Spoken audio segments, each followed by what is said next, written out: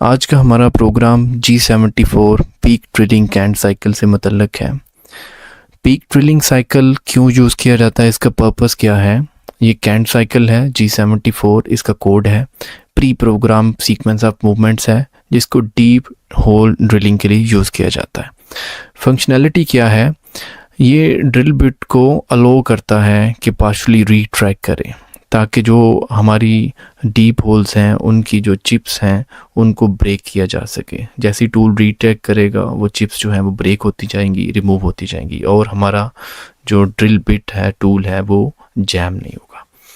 इसको क्यों यूज़ किया जाता है, अगर हमारी जो डेप्थ है, अगर टूल का डायमीटर उससे 3 गुना ज़्यादा डेप्थ है तो उसके लिए फिर हम ये कोड यूज़ करते हैं, ये साइकिल यूज़ करते हैं। अब इनका डिफरेंस क्या है, G74 और G83 दोनों ड्रिलिंग के लिए हैं। G83 जो है वो टिपिकली रिट्रैक्ट करता है फुली आउट, वो सुराख से पूरा बाहर आता है, जबकि G74 में हम उसको पॉइंट देते हैं, उतने पॉइंट वो रिट्रैक्ट करता है। ये दोनों में डिफरेंस है। इसके 2 ब्लॉक्स हैं, G74 R जो पहला ब्लॉक है उसमें, और G74 X Z Q F। अब G74 क्या है, पीक ड्रिलिंग कैंट साइकिल है। R क्या है, हमारी रीट्रैक वैल्यू है आफ्टर ईच पैक, कि एक दफ़ा जब वो ड्रिल करेगा तो उसके बाद वो कितना रीट्रैक करेगा। X है, इसकी वैल्यू 0 होनी चाहिए क्योंकि हम डायमीटर में कुछ भी मूव नहीं कर रहे। Z ये टोटल लेंथ ऑफ ड्रिलिंग है कि हमारा जो ड्रिल है वो उसके अंदर सुराख कितनी, उसकी लंबाई है सुराख की Z एक्सिस में। Q जो है ये पीक वैल्यू है इन Z एक्सिस, और F से मुराद क्या है, यहाँ पे फीड रेट है। अब अगर हम कटिंग स्पीड की बात करें तो 300 रेवोल्यूशन पर मिनट, फीड रेट 0.10 मिलीमीटर पर रेवोल्यूशन, और पीक वैल्यू जो है वो 1000 माइक्रोन यहाँ पे रखी है हमने। ये मेरे पास सिंपल एक ब्लैंक साइज़ है, 50 डायमीटर 80 लेंथ, और हमारा जो रिक्वायर्ड जॉब है उसमें हमने 10 मिलीमीटर का एक होल करना है जिसकी लंबाई जो है वो 40 है। अब जब प्रोग्राम के स्ट्रक्चर की तरफ जाते हैं तो सबसे पहले हम यूनिट्स बताएंगे G21 से मीट्रिक यूनिट्स, G99 से हमारा जो फीड रेट है वो मिलीमीटर पर रेवोल्यूशन है।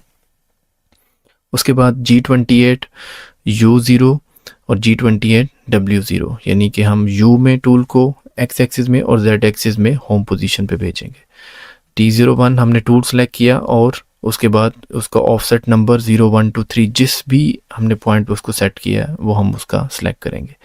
G50 ये लगाने की ज़रूरत नहीं है क्योंकि हम टूल अगर ऑफसेट कर चुके हैं तो ये वैसे थ्योरेटिकली आपको यहाँ पे लगा के दिखाया है।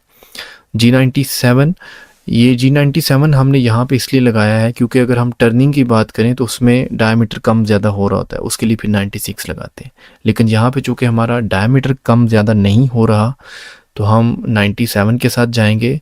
जो हमने 300 स्पीड सेलेक्ट की है ये उसी पे मशीन को रन करेगी। M03 spindle start clockwise, M08 flood coolant on, G00 हम रैपिड पोजीशनिंग से अपने टूल को X0 और Z2.0 पे लेके आए हैं।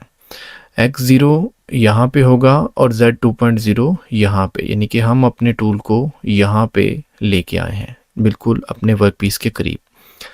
G74 R2.0 ये हमने जो पहला ब्लॉक है उसमें R2.0 हमने रखा।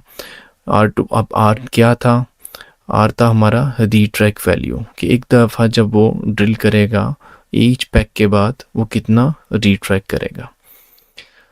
उसके बाद हम बात करें G74X की वैल्यू हमने 0 रखनी है क्योंकि डायमीटर में हम काम नहीं कर रहे। Z की वैल्यू -40 जो हमारे होल की लेंथ है।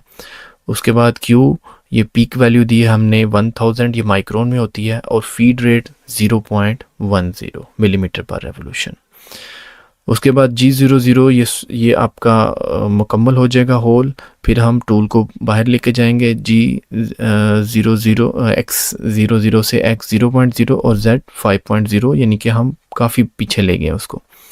उसके बाद M09 से हम अपना जो कूलेंट है उसको ऑफ़ करेंगे और G28 से हम टूल को वापस उसकी होम पोजीशन पे भेजेंगे। M05 से हम स्पिंडल को ऑफ़ करेंगे और M30 से प्रोग्राम को एंड करेंगे।